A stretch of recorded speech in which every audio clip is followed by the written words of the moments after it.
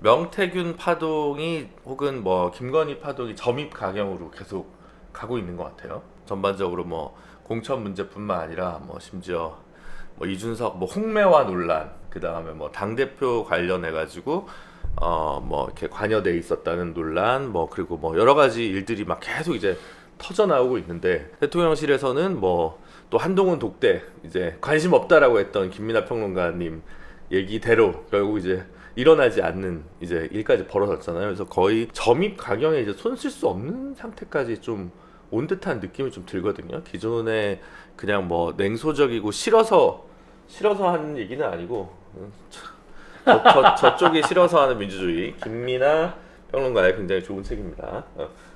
지난번 시간에 여기 가운데로 갖다 놨어요. 그래서 하여튼 그래서 이번 주에 요 지금 돌아가는 이 추이들을 보면서 사실 저는 약간의 어떤 기존에 비해서 끓는 점에 좀 더 가까워졌다라는 느낌이 좀 많이 들긴 하거든요. 그 전에 뭐 이제 도이치모터스 뭐 요런 정도의 예전의 일들 가지고 계속 스크래치가 왔다면, 이거는 이제 집권 이후의 일들이 계속 이렇게 조금씩 밝혀지면서 생겨나는 게 이게 좀 심상치 않다라는 생각이 좀 들긴 하더라고요. 큰일 났어요. 네.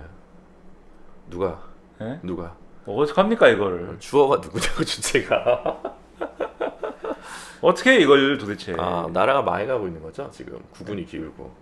일단 이제 JTBC라는 데서 도이치모터스 주가 조작 사건과 관련돼서 희한한 보도를 많이 했다고요. 김건희 여사가 2020년에 블랙펄 인베스트의 이종호 씨라고 있고 그 사람하고 이제 같이 어쨌든 뭐 일을 도모했던 민모 씨라고 있고 뭐 이런 사람들하고 연락을 막 그 당시에 주고받았다. 그리고 이 사실에 대해서 검찰이 조사를 할 때 이종호 씨가 그 당시에 김건희 여사한테 전화가 왔었고 전화가 왔을 때 김건희 여사가 예를 들면 어토로스 증권 계좌에 대해서 물어보고 그 다음에 블록딜한 거에 대해서 그게 이제 불법이냐고 물어보고 그랬다. 이렇게 증언을 했다. 진술을 했다. 그랬다더라. 이걸 보도를 하고, 민모 씨하고는 이제 주가 조작이 일어나던 시기에 이제 문자인지 메시지인지를 주고받았는데, 거길 보면은 뭐 매도 타이밍을 알려준다든지 무슨 뭘 김건희 여사 덕분에 뭘 잘했다 해결했다든지 이런 내용이 들어간다. 그런 거. 그 다음에 이제 이 일당들이 수사를 받을 때 2021년인가 김모 씨, 주포였던 김모 씨가 편지를 쓴 게 이제 검찰이 이제 확보해가지고 갖고 있었다라는 게 보도가 됐는데 그 편지에 보면은 김건희 여사만 빠져나가는 것은 억울하다. 윤석열 검찰총장과 김건희 여사와 이 사람들은 김건희 여사를 무혐의로 만드는 거 외에는 아무 관심이 없는데 왜 형님은 거기에 힘을 보태고 그러십니까? 뭐 이렇게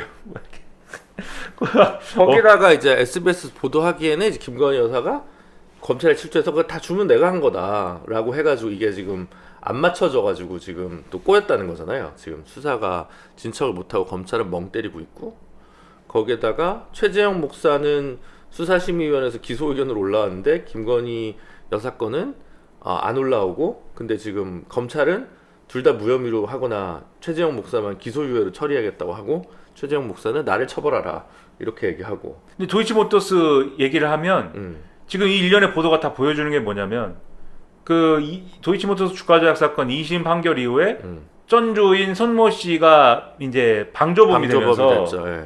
김건희 여사는 방조인가 아닌가 이게 있는 거잖아요. 근데 재판부의 판단은 방조라는 건 뭐냐, 주가 조작이 이루어지고 있다는 거를 어쨌든지 간에 직접적이든 간접적이든 간에 알면서 그것을 용이하게 하는 뭔가를 했다면 충분한 것이다 이거잖아요 지금. 네. 그 전까지는 전주들은 왜 무죄냐, 공동정범이 아니기 때문에 무죄인 거잖아요. 몰랐다. 그냥 나는 그쵸? 그냥 뭐 이렇게 대충 정보만 갖고 돈 태운 것 뿐이지. 그렇죠. 남들이 뭐 하는지 잘 몰랐다 이거였죠. 공동정범이란 뭡니까? 네. 공동으로 공모했다는 거죠. 그렇죠. 네. 제가 이제 변호사도 아니지만 공동 가공의 의사를 가지고 뭐 네. 그런 얘기죠. 기능적 행위지배 공부 다 하셨네. 그러니까 같이 이걸 주가 조작을 하는 거야라는 인식을 가지고 그쵸. 넌 이거 하고 난 이거 하고 이렇게 해가지고 한번 판을 만들어보자 이렇게 하면 공동 정범인 거다. 네, 그렇죠. 그렇죠? 근데 그 정도는 아닌데 이게 대충 주가 조작을 하는 거라는 생각을 갖고 내가 돈을 대주는 거야라는 인식을 가지고 돈을 대줬다라면 그건 방조다.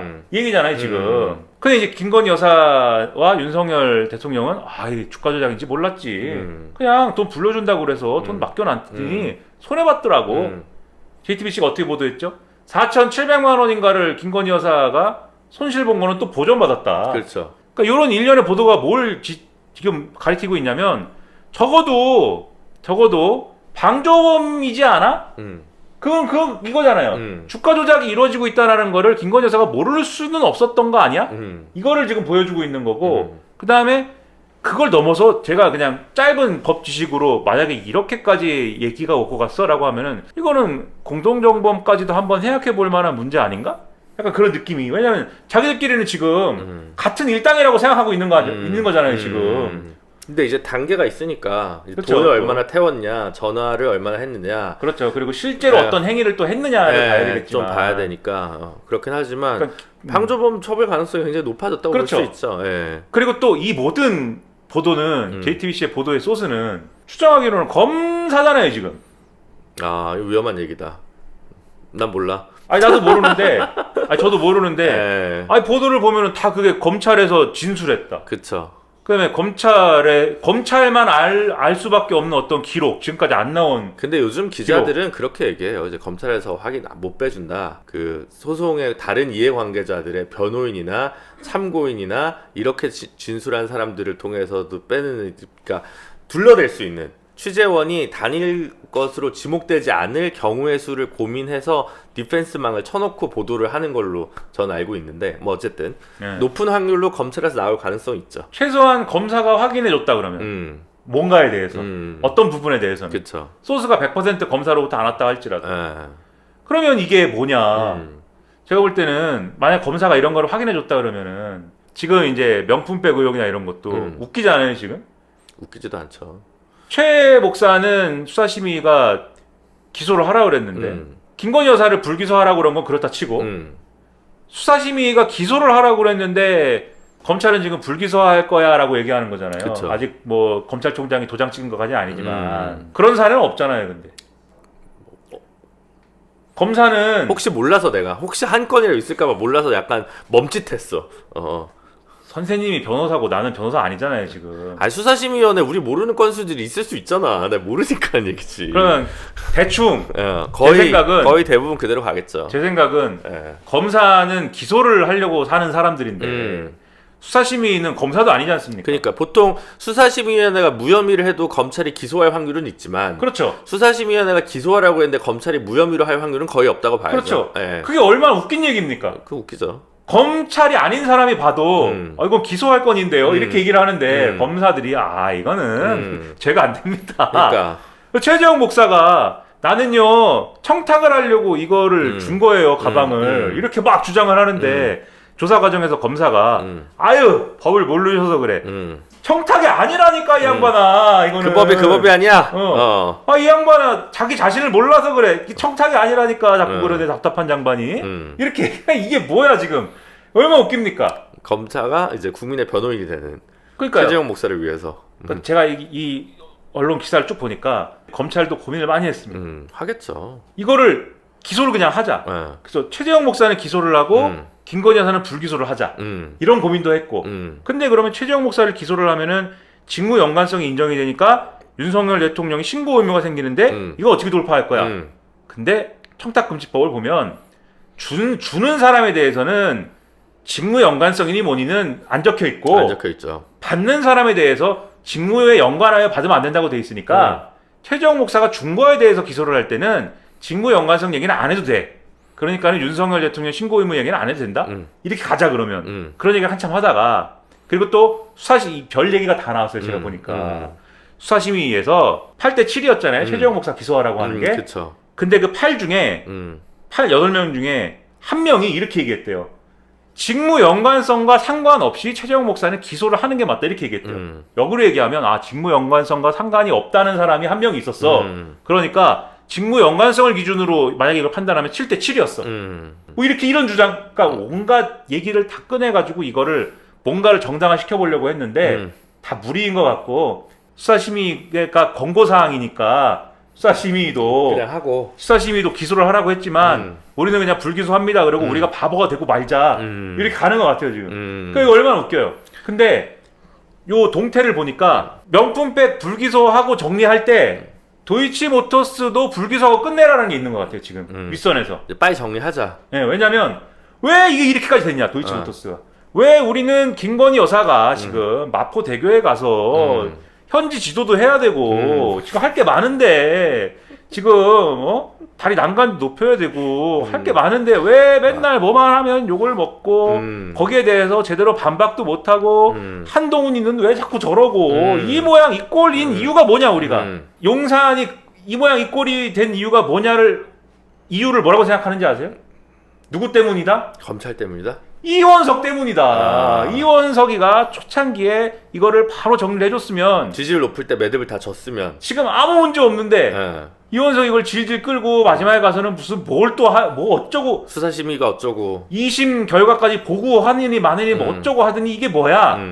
그러면 이제 심우정을 검찰총장으로 보냈죠. 빨리 끝내. 빨리 정리해. 빨리 정리한다라는 거는 검사 입장에서는 이건 상상이에요. 여기서부터는 위험한 얘기입니다. 변호사가 볼 때는 상상의 영역. 검사 입장에서는 기소를 안 합니다라고 써야 되잖아요. 법조계 용어로 불장을 써야 된다면서요.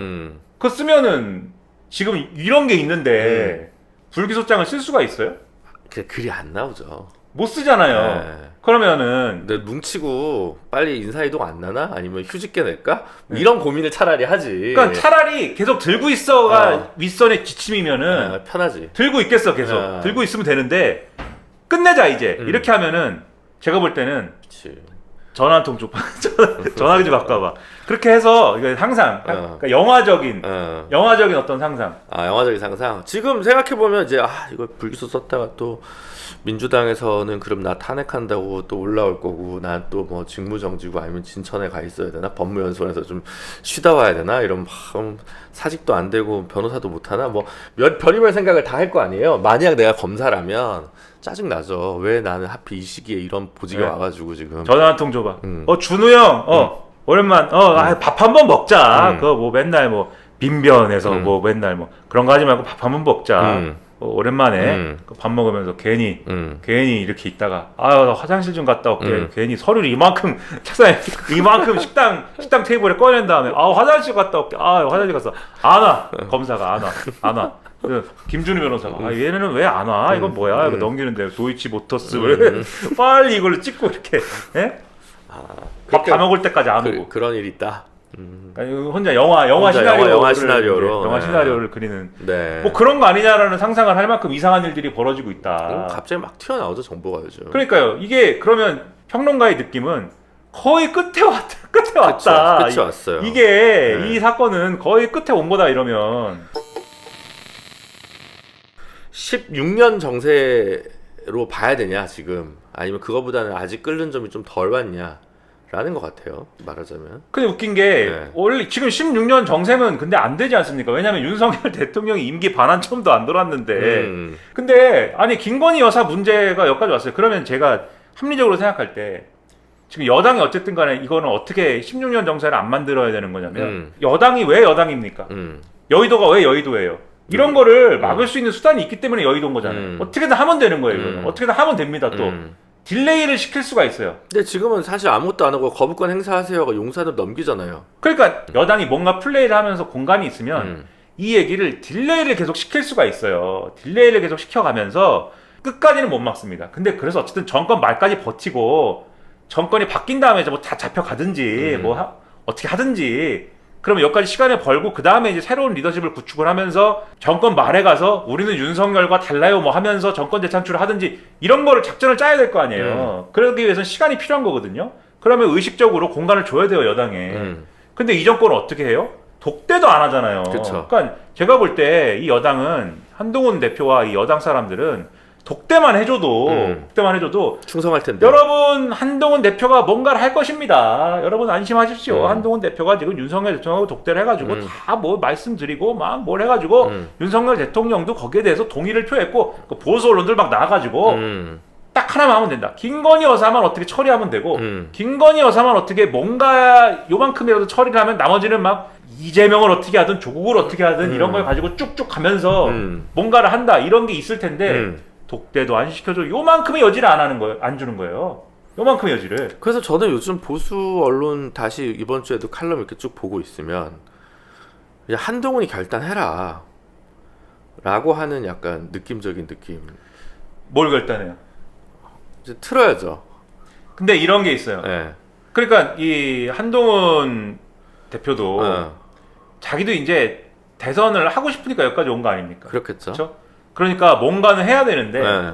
타이밍과 조건을 판단을 해야 되는데 보고 있죠. 보수 유권자층에서는 뭐가 있냐면은 분명히 그 역할은 줬다. 윤석열 대통령을 정신 차리게 해라. 당신이 어쨌든 대안이 되라. 대안이 되든지 아니면은 뭐 환경을 바꾸든지 뭔가 지금 상황으로부터 탈피를 해야 된다. 특히 김건희 여사를 어떻게 해봐라.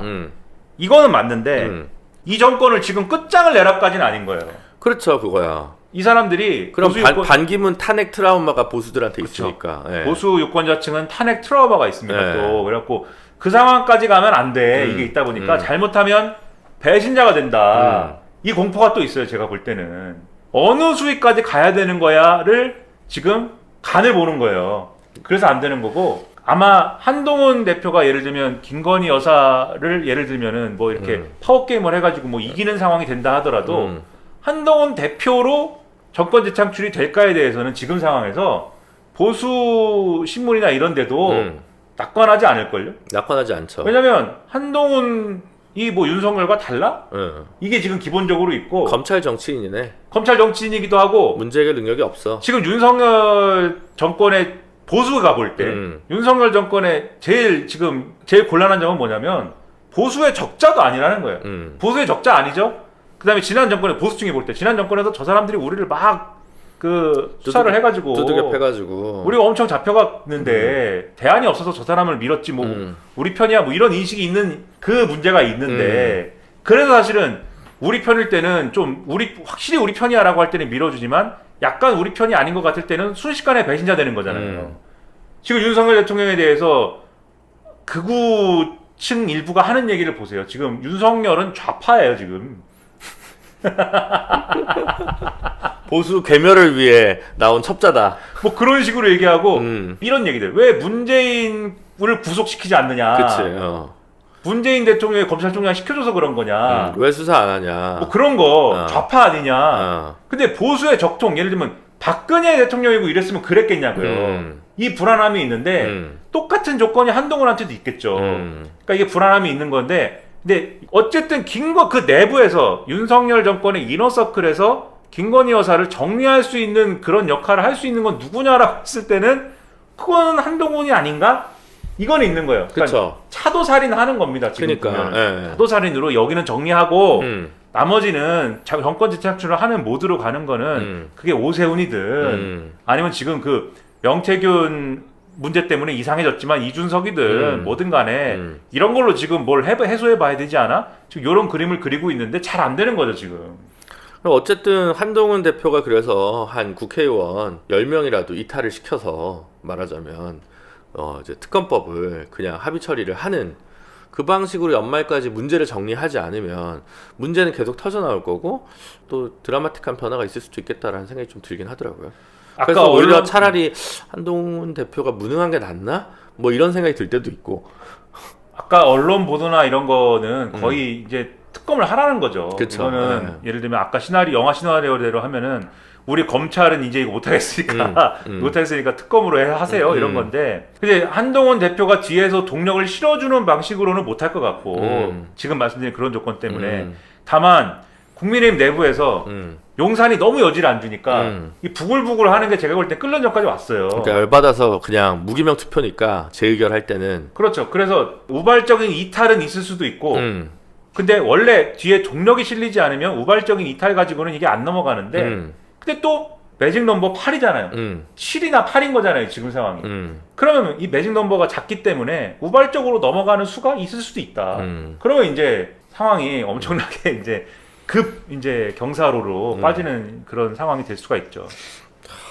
그래요. 그래서 오늘 지금 촬영하는 토요일도 퇴진 집회 같은 게 또 이제 벌어지더라고요. 광화문에서. 근데 그 전에 그 일상적으로 워낙 뭐 광화문에서 집회하니까 그래 뭐 그냥 그렇다고 생각하실 분들도 있는데, 그러니까 제가 느끼기에 조금 하여튼 지난주 이번 주 거치면서 온도가 끓는 점에 약간 0점 몇 도 가까워진 느낌은 확실히 드는 것 같은데, 근데 문제는 여전히 그 2016년이랑 비슷한데 스스로 주체적으로 할 수 있는 것들이 되게 좀 제한적인 것 같아요. 예를 들어 그럼 결국 이제 보도가 나오고, 예를 들면 여당 일부를 설득해서 좀 판을 바꾼다든가 이런 좀 정무적인 그러니까 이게 무슨 대중적인 반에서는 이미 지지율이나 이런 거에서 다 바닥을 쳤는데 뭐 현대 시스템에서 어쩔 수 없는 부분이긴 하겠는데, 그러니까 운동만으로 이걸 밀어나가기 좀 어려운, 운동은 운동대로 가야 되겠지만 운동 어떤 운동이요? 대중운동이라고 해야 되나요? 뭐 하여튼 뭐. 어떤 대중운동이요? 지금 우리는 그 문제가 심각해요. 아, 대중운동이라면 어떤 대중운동을 말해야 되는가? 너무 깊게 간다. 네. 아까 1분도 깊게 갔으니까 그 얘기는 나중에 한번 따로 뽑읍시다. 도대체 김준우의 야망을 실현할 수 있는 이 대중운동은 무엇을 얘기해야 되는 것인가?